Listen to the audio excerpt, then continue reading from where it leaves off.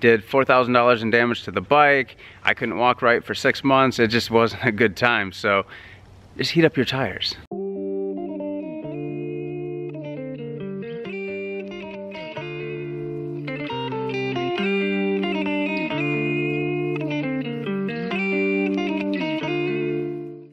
Alright, so in the back of this truck we have a bunch of broken pieces to a CBR 600 as 2014. The bike was 2 months old, and those are all the pieces that are left over. And yeah, today we're going to talk about how to avoid having a truck full of broken bike pieces. I see people talking about this all the time, and it's about cold tires. Talking about the best way to warm up their tires, how long it takes to warm up their tires, and other type of information that goes along with that. So what happened to me was, it was a morning kind of like this. It's about 50 degrees outside in Florida, which is cold, but really 50 degrees is 50 degrees. The pavement is not quite as warm as you're used to. Your tires do not warm up as fast as you would expect them to. And if you don't properly heat them up, you could go down. Today is a cold day for Florida. So yeah, I'm on the Beamer. I've got the heated grips going. Unfortunately, that does not mean that I have automatic heating tires, which means that we got to take necessary steps to ensure that my tires are properly heated before I get too crazy. Dude, I cannot believe how cold it is in Florida right now. It seems like a good day to do this video, you know? It's very fitting. If I was doing this on a 90-degree day, I just wouldn't feel right. I wouldn't be in the right state of mind. The big thing that I see a lot of times in these colder temperatures, and really any time, this isn't only when it's cold, it's just the fact that it takes longer for your tires to properly heat up when it is cold. Because obviously we live in Florida, I do, so if you're watching this someplace else, it might be a different case, but your tires need to warm up regardless, whether it's a normal warm day or if it's a cold day. But today we're talking cold, especially down in the 50s and 40s, that type of riding weather. And a lot of times what I see is people leaving bike nights or leaving wherever, and they're just getting on it right away like they're drag racing, and they haven't had a chance to warm up their tires, and sometimes that doesn't end too well. Sometimes they end up sliding out, or if their bike has ABS or traction control or whatever, it might keep them upright, but there's the possibility of sliding out. And I personally did that, and it kind of sucked, I'm not gonna lie. So what happened to me was I was just on my way to work actually, and I was coming around a corner that I go around daily, obviously, because I was going to work, and tires I did not let get warmed up. So I leaned into the corner and gave it some gas before I had officially made my direction change, and the rear tire was not heated up properly, so it slid out, causing me to high side. And yeah, it did not feel good. And I was very confused because it was something that I'd done multiple times. That morning just happened to be a little bit colder, and I did not give my tire enough time to fully warm up, which I personally thought that it was warmed up due to the fact that the office is about 3 miles from the house, so I figured I'd have plenty of time for it to warm up, but that was not the case. Also, I'm very lost right now. So how long does it take to actually warm up your tire, or what is the proper way to warm up your tire?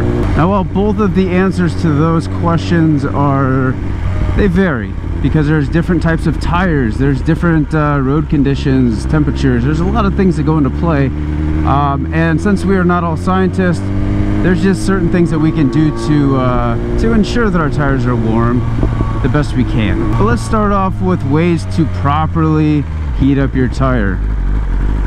I'm once again lost. I don't know where I am.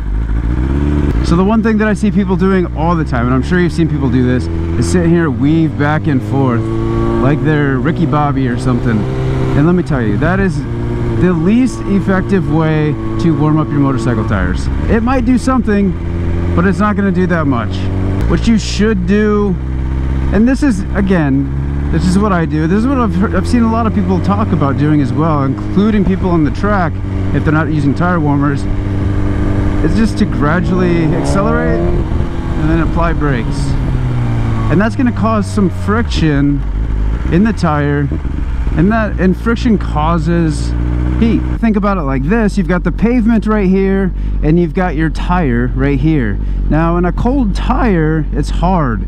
It's not very pliable as if it would be if it was warm. So basically, so you got all these little grooves in your concrete or in your surface that you're riding on, and with a cold tire that's not very pliable, it's just kind of sitting on top. It's not really, you know, it's not really attaching itself to the concrete at all, you know? So it's just gonna slide around. Once that tire gets warmed up a little bit, now it's more pliable and it's gonna fit into the grooves, and it's gonna become a little bit more traction. It's gonna become more traction? It's gonna become a little bit more sticky. It's gonna become a little bit more sticky, and you're gonna be able to actually lean onto the concrete and stick to it without just sliding, if that makes any sense. But as you're leaving the house or whatever, just give it a little bit of gas, give it some brakes. You don't have to be aggressive with it, but that's how it's going to create friction in the tire, and it's how it's going to warm it up. Don't do this weave and stuff. It doesn't really do anything.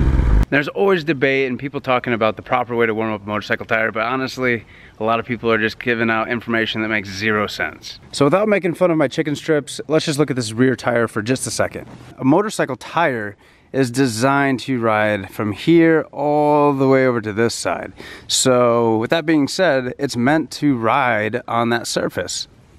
It's not flexing when you're on that surface. So by weaving back and forth, you're not getting any friction like you would think you are. Now, if you were in a car doing this, the sidewall of the tire does flex when you weave back and forth. And that's why you see NASCAR drivers doing that.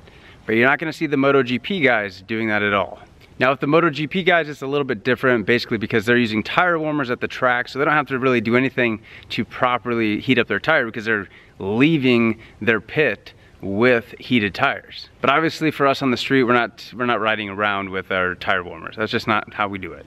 I mean, maybe you do, I don't know. And one thing I see all the time that just makes me extremely nervous, especially since we do all these bike nights and all these events and stuff, is you see these people leaving bike night, it could be in the 60s, 50s, whatever the case is, and they're just ripping on it right away as they're leaving. And that is, I can't tell you how bad that is, because you could really hurt yourself. And again, I speak from experience because I've done this before. It hurt a lot. Did $4,000 in damage to the bike. I couldn't walk right for 6 months. It just wasn't a good time. So just heat up your tires. And according to like track people and stuff like that, they say the optimal temperature for a motorcycle tire is about 165 degrees. That means that the tire, not only all the layers, the different compounds of the tire are heated up, but also the inside of the tire as well. So it's gonna carry that heat a little bit. And how long does it take for our street tires to get up to temp? Well, that depends, because there's a lot of different variables. It depends on the surface that you're riding on. It depends on the type of tire that you're riding. If you're riding something that's like a super soft tire, it probably won't take as long to heat up. But if you're running something that's like a super dual compound, something like a Road 5 or something like that, that's gonna take some time to heat up. And just going through the forums and stuff like that, you'll see that guys are talking about doing 1 or 2 laps on the track on about 50-degree weather. It's taking them about 2 miles of aggressive riding around a racetrack for their tire to hit optimal temp. And if you're like me and you're just riding local up on the streets and stuff like that, you're hitting red lights, there's all kinds of things that are happening that is causing your tire temperature to drop when you're sitting at a red light, stuff like that. So my suggestion is always, if it's cold out, just act accordingly. You don't have to race anybody, you don't have to do anything crazy, just slow it down a little bit. Take your corners just a little bit softer, a little bit lighter. Now, of course, regular riding is going to warm up your tire, but it's not going to be optimal, especially if it's 50 degrees like it is now. You gotta think, the pavement, that's chilly right now, okay? Your tires, they're chilly right now. 2 chilly things, it's gonna take some friction in order to warm those up optimally. To warm up the back tire, it's gonna be acceleration and braking. For the front tire, it's only braking. Now again, you don't need to be super aggressive when doing this to warm up your tire a little bit, but it's good practice as you're leaving your neighborhood or the first street that you're on. Give it some gas, give it some brakes. Give it some gas, give it some brakes. And just let that tire flex a little bit. Again, don't be aggressive with this, because again, you're running on cold tires. Like on the Beamer. If I get on that thing right away in the morning, it's a little chilly out, the tire is gonna break loose. The back tire breaks loose. And I've done this a couple times. You don't realize how much power you have behind you. All of us, we've got these super bikes. Even if you got a cruiser or something like that, we don't realize how much power we're actually handling until that tire breaks loose, and then you realize how much power you're handling. So the main things that I try to tell all new riders, or even older riders, because they think that they've got it all figured out. I don't even have it all figured out. I mean, I'm not an expert. I've been riding for a minute though. But my key tips for anybody who's trying to ride in the cold weather is don't act like it's 90 degrees outside. Pretend like your tires are made of ice and the ground is made of ice and ice slide on one another. Just ride like that. But in all seriousness, give your tires some time to warm up. If you plan on going and ripping around on a Sunday morning or something, just give yourself like 5+ miles to make sure that your tires are up to temp before you go hitting it hard. Make sure that you give your bike some gas, hit the brakes so you can flex that tire a little bit. Weaving back and forth isn't gonna do anything. The best thing that that's gonna do is just scrub off some of the sand and dirt that you might have collected on your tire or something, or whatever the case is. It's gonna clean that off a little bit, but it's not gonna really heat up your tire like you think it's going to. But I can't stress this enough. If you're leaving like a bike night or a parking lot or leaving anywhere and there's a crowd of people, don't rip on it trying to show off for the people that are watching, because you have potential to look like an idiot. That tire's cold and it could slide out and you get all crazy, and it's just, yeah, it's not as fun as it sounds. Again, speaking from experience, because I used to be the cool kid, and now I'm not. I'm not cool at all. And when do you know that your tires actually heated up properly? Well, without like a actual thermometer or something like that you can actually test it, you're not gonna know exactly if it's up to optimal temperature. I mean, we just kind of, unfortunately, have to do the guessing game. Like right now, to get to this spot that I'm recording at right now, probably about 4 miles from the house, with a little bit of, you know, a little bit of traffic, maybe like one red light, and I've been here for about 3 minutes, and this tire is cold to the touch already.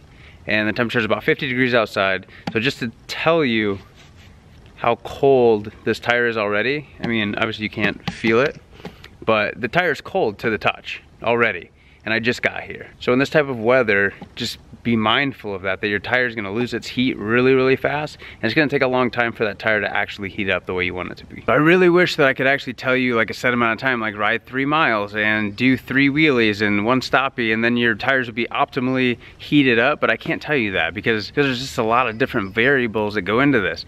But the one thing that you can ensure is that you just ride safely. You don't get on it all crazy, and you just enjoy the ride a little bit, you know? Wait for the warm day to carve up the corners. And the big thing for me is I just want everybody to be safe. You know, enjoy the ride, but be safe. And if I can give anybody just a little piece of information that could potentially save them some pain, I'm gonna pass that on to them. She want me to lock it down, but I told her to pass the key. You gotta slow it down, girl, you moving too fast for me.